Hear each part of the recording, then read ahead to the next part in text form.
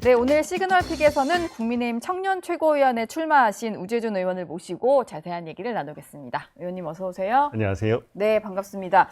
청년 최고위원 후보들이 꽤 있었던 것 같은데 단일화를 좀 하시면서 구도가 1대1로 좀 치러지게 됐더라고요. 근데 18일에 제가 토론회 하시는 거 봤는데 그때 이제 손수조 후보랑 뭐 계엄 옹호다, 뭐 계몽령 이걸 두고 좀 설전이 좀 세게 벌어지는 것 같았어요. 손수조 후보의 좀 비판은 어떻게 들으셨습니까?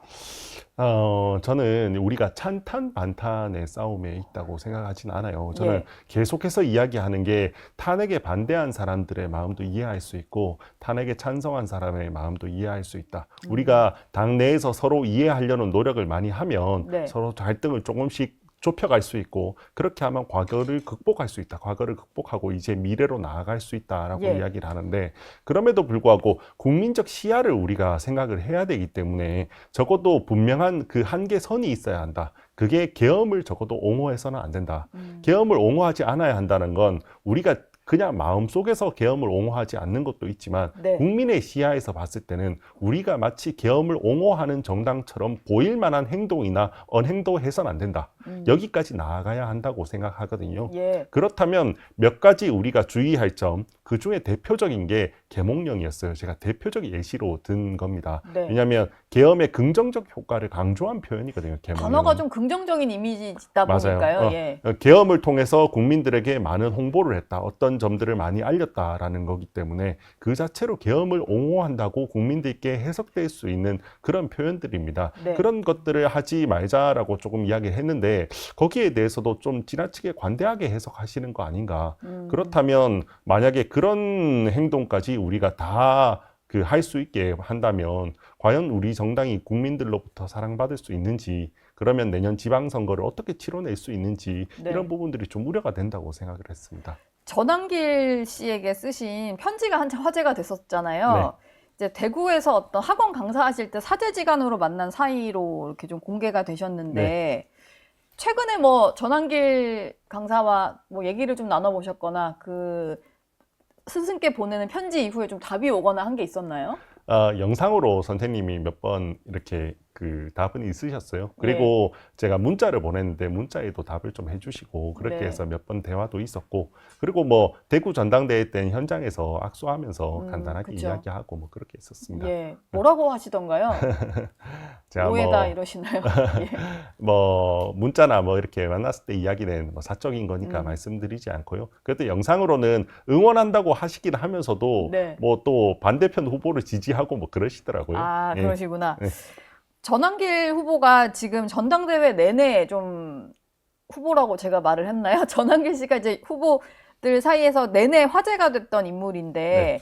징계 문제가 좀 잠깐 있었고 뭐 경고로 끝나긴 했지만 어제 마지막 토론회에서도 전한길 씨를 공천하겠다라는 이제 장동영 후보의 발언이 좀 화제가 됐어요. 한동훈 전 대표보다도 내년 재보궐선거 때는 전한길 씨를 공천하겠다 이런 얘기였는데 좀 어떻게 들으셨나요?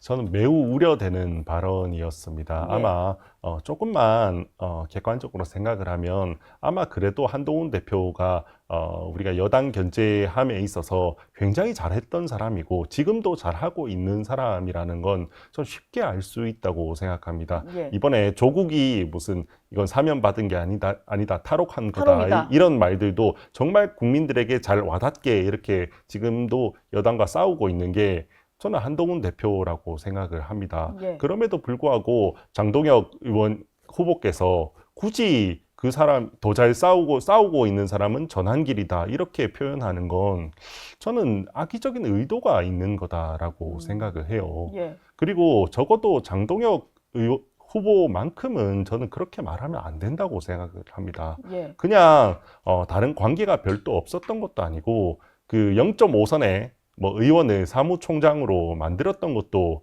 한동훈이고 네. 그리고 지난 전당대회 때는 수석 최고위원으로 만들었던 것도 한동훈이잖아요. 그러면 본인은 한동훈 전 대표에게 엄청나게 사실은 많은 도움을 받은 사람인데 네. 그런 사람이 굳이 한동훈 대표를 조금 낮추게 하는 그런 형태의 행보를 하는 게 아마 국민들께는 굉장히 이게 반감을 많이 사고 이 사람을 좀 믿을 수 있는 분인가, 정치적으로 신뢰할 수 있는 분인가라는 그런 눈살을 찌푸리게 하는 그런 장면이었습니다. 예. 네. 아무래도 강성 당원들의 어떤 표심이 중요하다 보니까 조금 더 계속 센 방향으로 나아가시는 것 같은데, 일단 그 일명 혁신파로 분류되는 뭐 후보들 간에는 이번에 러닝메이트제를 하지 않기로 해서 뭐 같이 다니시거나 이런 거는 금지되어 있지만, 사실 그래도 분류를 하다 보면은 이제 어떤 특정 후보들끼리는 이제 좀 모이기가 마련이잖아요. 근데 거기에 대해서 어제 최고위원 후보로 나온 신동욱 의원이 한동훈 전 대표가 그런 식으로 계속 혁신 후보들을 지원하고 뭐 언급을 하고 이런 것 자체가 전당대회 개입이다라고 말씀을 하셨어요. 이 주장에는 좀 동의를 하시나요?